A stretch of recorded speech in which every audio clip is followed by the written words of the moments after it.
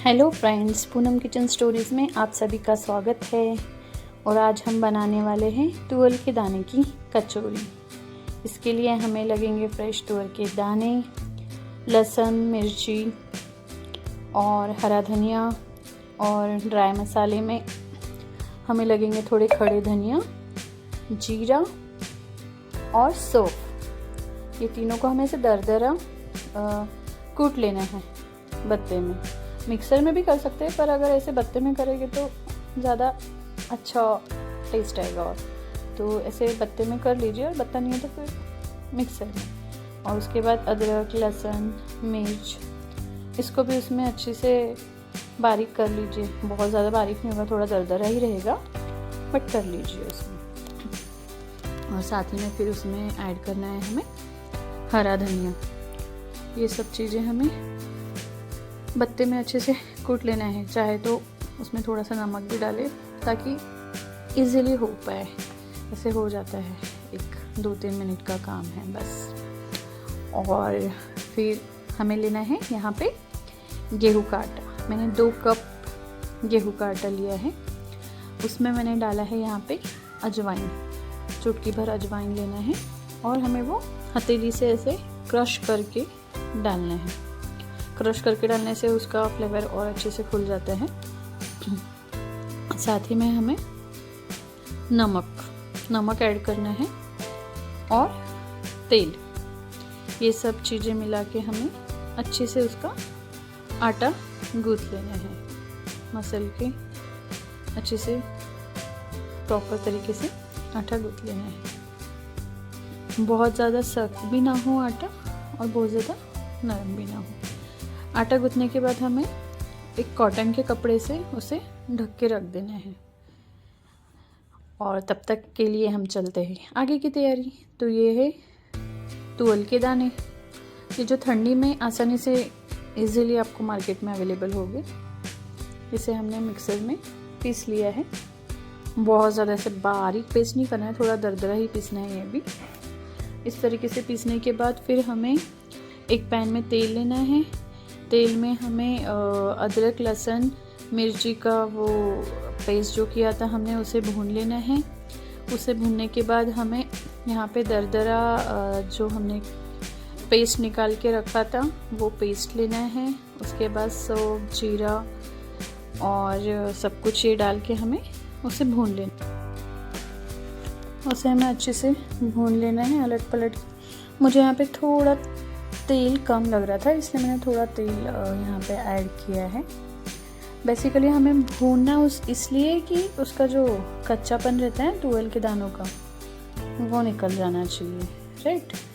और फिर हमारे जो रेगुलर मसाले हैं, तिखट, मिर्च पाउडर, धनिया पाउडर, हल्दी, नमक, ये सब चीज़ें हमें ऐड ऑन करना है। और साथ ही में यहाँ पे हमें एक प्रॉपर बाइंडिंग के लिए हमें बेसन डालना है। यहाँ पे 1-2-3 टेबलस्पून जितना उसमें बैटर है, उस हिसाब से हमें एक डालना है। और हमें अच्छे से उसे रोस्ट कर लेना है, राइट। हमें एक उसका कच्चापन निकालना है। एक मीडियम टू लो फ्लेम में हमें उसे रोस्ट करना है। इस तरीके से हो जाएगा वो रोस्ट करने के बाद अच्छे से खिला के। और अब हम इसे ठंडा होने देंगे प्रॉपर तरीके से। और ठंडा होने के बाद अब हम कचौरी बनाने की ओर चलते हैं।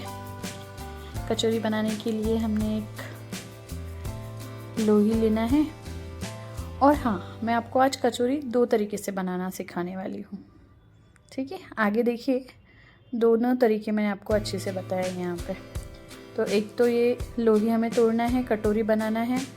और जो हमारा स्टफिंग था मसाले का, वो उसमें हमें भर लेना है। कचौरी का स्टफिंग उसमें भर लिया, प्रेस किया, हल्का हल्का सा थोड़ा उसे सील पैक कर लिया।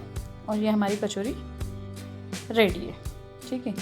सेकंड, हमने फिर से एक लोई ली और उसे बेल लिया। बहुत ज़्यादा पतला नहीं बेलना है, एक पूरी के शेप में बेलना है, थोड़ा जाड़ा बेलना है। मैंने थोड़ा लेयर उसका मोटा रहे, बहुत ज़्यादा से पतला नहीं करना है, राइट। और फिर वापस से हमने उसमें स्टफिंग लेना है और उसे भी सील पैक कर लेना है। सील पैक करके फिर हमें उसे बिल्कुल हल्का सा, बहुत ज़्यादा उसमें ऐसे दबाना नहीं है ना, हल्का सा उसमें प्रेशर देके हमें बेलन से उसे हल्का सा बेलना है, राइट। जैसे मैं दिखा रही हूँ बिल्कुल बस वैसे हल्का हल्का हमें उसे बेलना है। और बेल के इस तरीके से हमने सारी कचौरी तैयार कर लेनी है। ठंडी के टाइम पे स्पेशली ये जो तुअल के दाने होते हैं मार्केट में अवेलेबल होते हैं और इसकी कचौरी खाने में बहुत ही स्वादिष्ट लगती है। एक बार ज़रूर से आप इसे ट्राई कीजिए, बहुत ज़्यादा टेस्टी होती है, बिल्कुल नई तरीके की। तो आप खा के मुझे भी बताइए आपको कैसी लगी ये रेसिपी।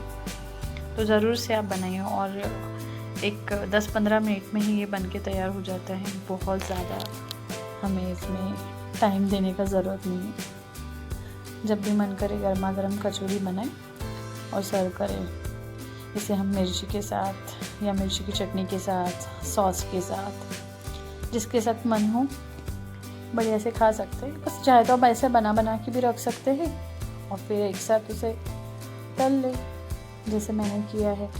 तेल पहले हमें गरम कर लेना है और फिर गैस का फ्लेम लो करना है हमें, है ना। और फिर उसे अलट पलट के अच्छे से हमें गोल्डन रंग आने तक दोनों तरफ से अच्छे से हमें उसे सेक लेना है, तल लेना है। बेसिकली डीप फ्राई करना है हमें, कच्चापन नहीं रहना चाहिए, प्रॉपर तरीके से वो डीप फ्राई करें। ऐसे एक एक करके मैंने यहाँ पे सारी कचौरियाँ तल ली है।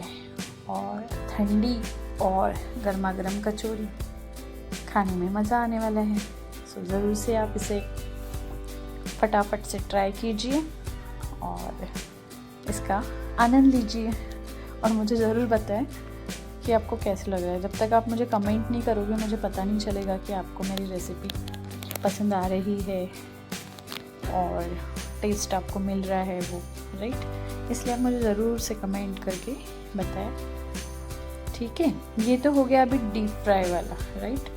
पर अब जैसे कचौरी भी खानी है पर डीप फ्राई भी नहीं खानी है, तो उन लोगों का क्या, फिर तो वो बिना कचौरी खाए रह जाएंगे।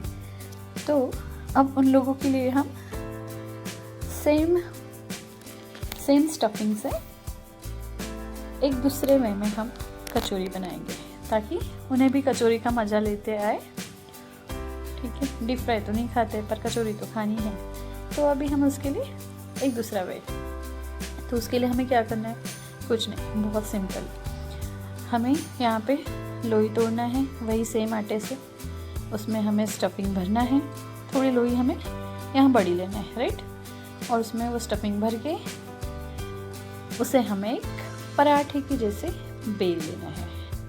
और बहुत इजीली ये बेला जा सकता है, बिल्कुल भी ये फटता नहीं है, कुछ भी इसका स्टफिंग बाहर नहीं आता है। बहुत इजीली हम इसे अच्छे से बेल सकते हैं, कोई भी आपको इसमें दिक्कत नहीं होगी, फटाफट से बेल जाती है। ये भी क्या करेंगे, हम एक साथ सारे कचौरी बेल के रख लेंगे ताकि हमारा एक साथ बेलना भी हो जाए और एक साथ फिर सेकना भी हो जाए। टाइम भी हमारा थोड़ा बच जाता है ऐसे करने से।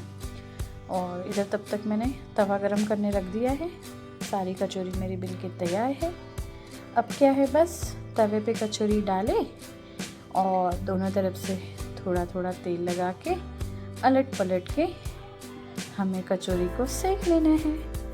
और इस तरीके से हमारी शैलो फ्राई कचौरी तैयार है। तो इसे भी हम दही के साथ एंजॉय कर सकते हैं या सॉस के साथ, या आप जिसके भी साथ खाना चाहते हो इसका भी हम मज़ा ले सकते हैं। सो ये एक नया तरीका है कचौरी बनाने का, तो आप इसे भी ज़रूर से ट्राई कीजिए और मुझे ज़रूर से बताएं आपको मेरी ये रेसिपी कैसी लगी। तब तक के लिए बाय बाय, मिलते हैं नेक्स्ट वीडियो में। Thank you for watching this video.